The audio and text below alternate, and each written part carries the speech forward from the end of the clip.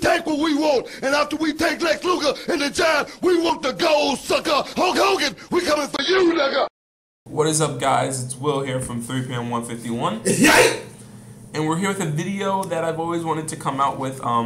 It's showing your opponent, stopping your opponent from cheating, and tips on how to stop your opponent from cheating. And since the format's slow, and eventually, hopefully in the spring, we'll be getting the new format and getting, cities and battle roads back. I don't think we're getting battle roads back, but we'll get cities and regionals back, and then we'll have states. So I'm just going to show you some tips on how to prevent your opponent from cheating.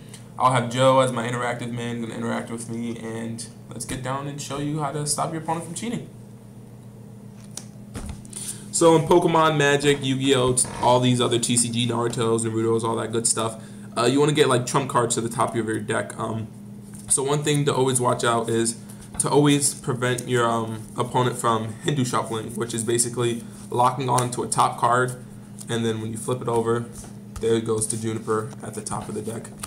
Always make sure that you see your opponent from Hindu shuffling. What a lot of people do for Hindu shuffling is they'll do this. So let's say the Juniper's at the bottom of the deck right here. You guys see it? So we're going to be shuffling.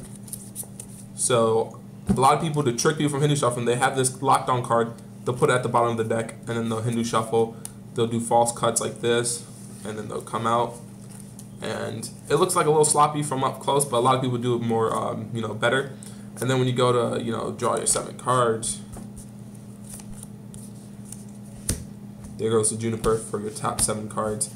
And just based on Hindu shuffling, because it was not the top card, it was like the 6th or 7th card, it looked a little bit more legit. So that's how to prevent your opponent from cheating. Always ask your opponent to tap. So what tapping is basically when you're shuffling your deck, Juniper's at the bottom. I'm a Hindu shuffle. And basically the Juniper is going to be like I'm going to draw the Juniper first turn. So when I ask my opponent, hey, do you want to tap? Do you want to cut? Some opponents tap. If you don't tap, let's draw the first 7 cards. There goes the Juniper. 7th card perfectly.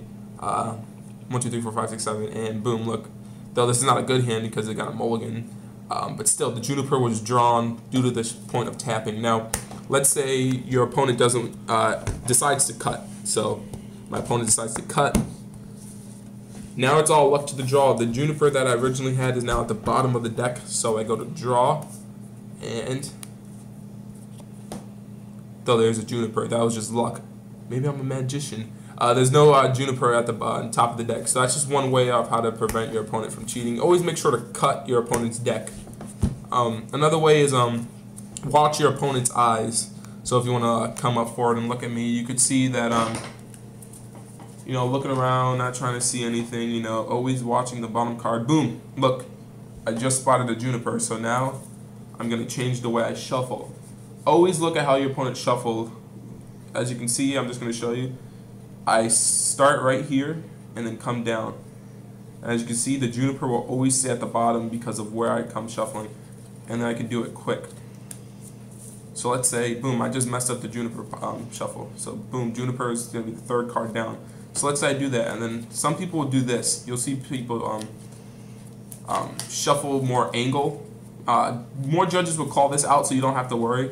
But if you see someone shuffling like at an angle, someone doing this, call them out for it. And then that's just one way. So usually shuffling, you have to watch your opponent and how he shuffles. Next is when people draw. So this, you really won't see this at a tournament because it's very, very risky, and you can pick up on it if the person doesn't do it well or if he fucks up. But a lot of people like to do this type of shuffle, so I'll show you. So you have the Juniper at the bottom. After we're done shuffling, blah, blah, blah, blah. I'm shuffling, so let's shuffle, boom. Set it down. Let's say he taps. Or let's say he does a cut. Some people like to do cuts like this. And let's say he keeps my Juniper on the bottom. So let's say he does that. So I'm getting a little messy here. So this is a type of draw people do. So I'm going to show you. So people usually tend to do that. It does disrupt the deck sometimes, but sometimes you can get it down smooth. See how that one came out nice and easy.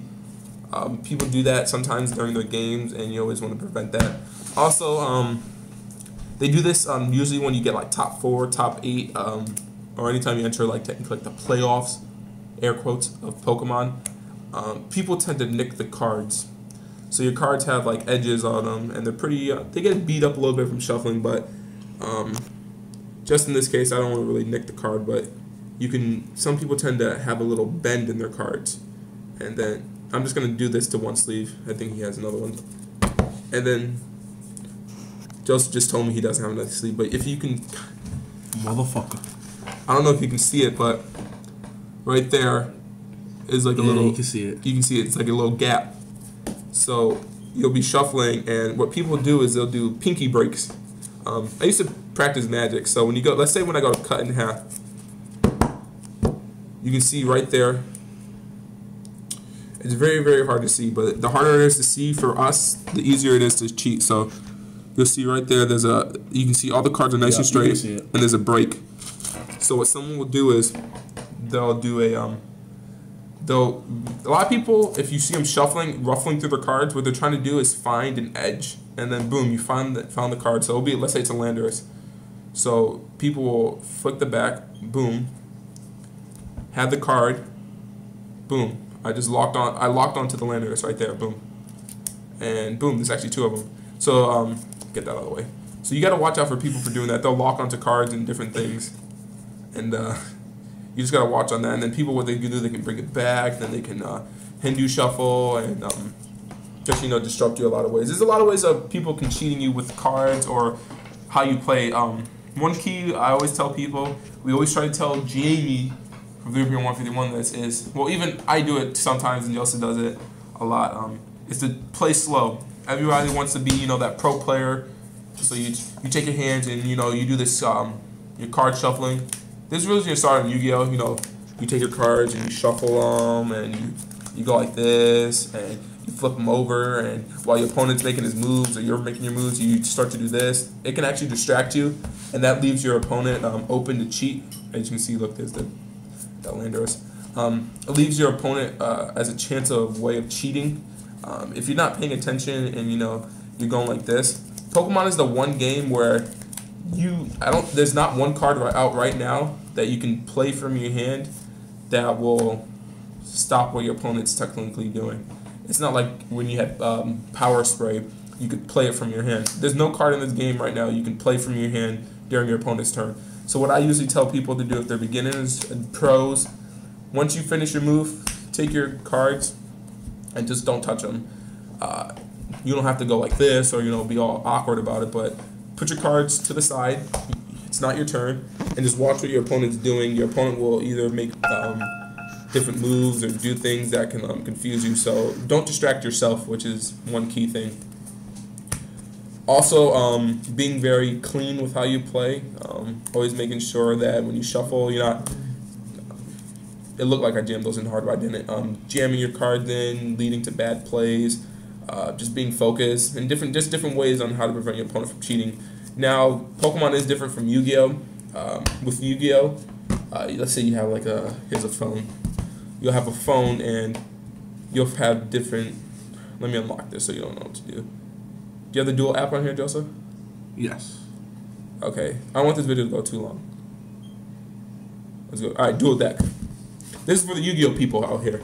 So, an app called Dual Deck, or you can have a calculator. So, let's say, here, reset. Yeah. So, let's say we're at 8,000. Your opponent's keeping track of your life points, and you're keeping track of your opponent's life points. So, let's say they take 1,500. And let's say you take 200, but instead you do only 100 from yourself. And then you ask your opponent, hey, what are you at? And let's say somehow, during the match, he says, I'm at 3,200, you're at 6,500. And then you're like, okay. So then even though on your calculator, technically he's at 6,500 and you're at 7,900, different people in Yu-Gi-Oh! They tend to always make sure you watch your calculators. Some people say, when you're playing a game, you can see the shine of cards. So that's just one thing for people who play Yu-Gi-Oh! Just to watch out for people's calculators. So this is just a little bit of a segment just showing you how to prevent your opponent from cheating.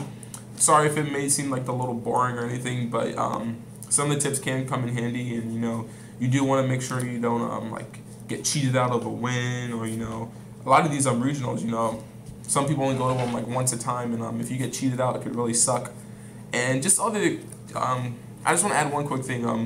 Always watch your opponent from leaning over, and let's say you have your discard pile and this is your deck.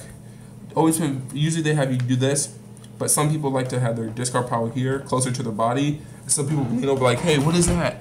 And then they'll pick up cards from their hand and then like shuffle them and pretend to do that. So I just want to add that, and always watch your opponent from leaning over. Always tell your opponent to make sure he's deck distant. If he ever wants to read a card, don't let him lean over. Always hand him the card so he can read it, so he has no excuse to lean over his deck or discard pile. So that was just a quick video. Make sure to give this a like, comment, subscribe. 3PM1 is back in action. You know, it's kind of a drought. We have a podcast going up now almost every other week, hopefully, maybe every other month. Yeah, there's not much to say. Make sure to like, comment, subscribe. More videos will be coming out. Jamie's going to have a deck profile coming soon. I should have a deck profile coming soon. So should Joe. And I think that's it. Anything else, you guys? Follow us on Twitter. Oh, yeah, follows us on Twitter at it's 3PM151, right? Correct the mundo. And the Facebook page, 3PM151. Links will be in the description below. Yeah, all the links will be in the description box below. Also, leave you guys a link to our, obviously our channel. Make sure to go subscribe, comment, subscribe, you know, all that good stuff. I'm making this video a little bit too long. We'll see you guys all later.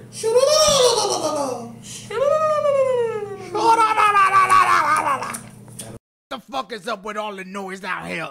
Fuck the noise, man. What's up with this charge right here to 1-900 rap fuck?